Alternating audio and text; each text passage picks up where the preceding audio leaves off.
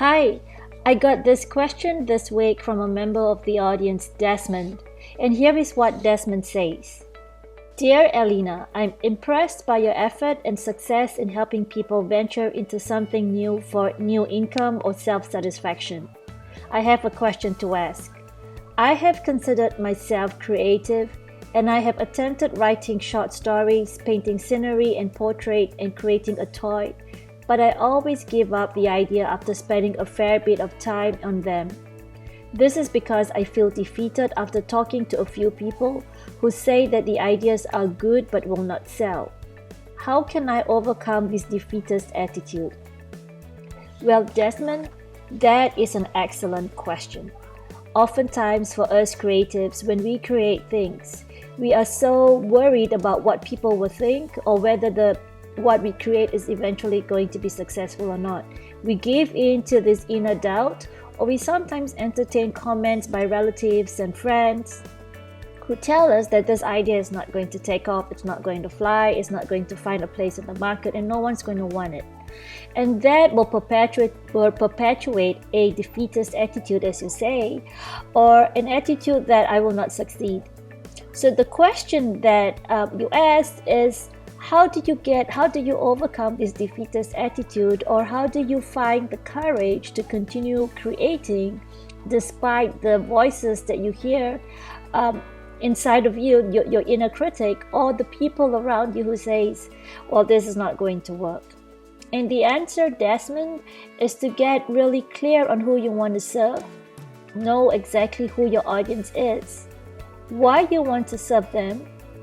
So you need to be really clear about your motivation for creating and how you want to serve them. And the how is really the easiest part, right? Whether you want to communicate or deliver your creative product via a book, a toy, an art, painting, music, sculpture, the medium, that's the easiest question.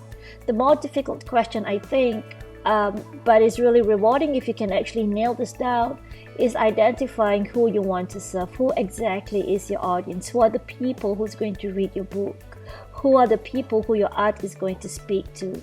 Who are the children who's going to cuddle up with your toy and bring it to bed? The clearer you can get on the people who's going to want your creativity, the easier it is to silence your inner critic or to ignore the comments of relatives and friends who says that your idea is not going to fly. So getting clear on who you want to serve and why you want to serve them. Why do you think these people are going to benefit from your toy or your book or your painting? What is it you wish to communicate? What do you want to do for them? Do you want to move them? Do you want to give them comfort? Do you want to give them entertainment? Once you're really clear on who you want to serve, why you want to serve them, then the how becomes easier. And once you're really clear, your motivation for creativity and your motivation for creating the thing that you wish to create gets so strong that it drowns out your inner critic. And really, who cares about what Aunt Jemima says about your art or your book or your toy? Because Aunt Jemima isn't your audience. Your audience is that child who's going to carry the teddy bear to bed, or the woman who's going to read your book and give her comfort after a bad breakup, or the man who's going to see your work in a museum or in an art gallery and say, oh, that is such a beautiful piece of work, a piece of art. So the clearer you get on who you want to serve, why you want to serve them, and how you want to serve them, the easier it is to overcome this defeatist attitude. So that's my answer to your question. I hope I answered it.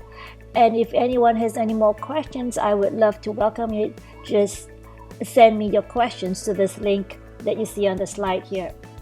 Well, that's all for now. Thank you.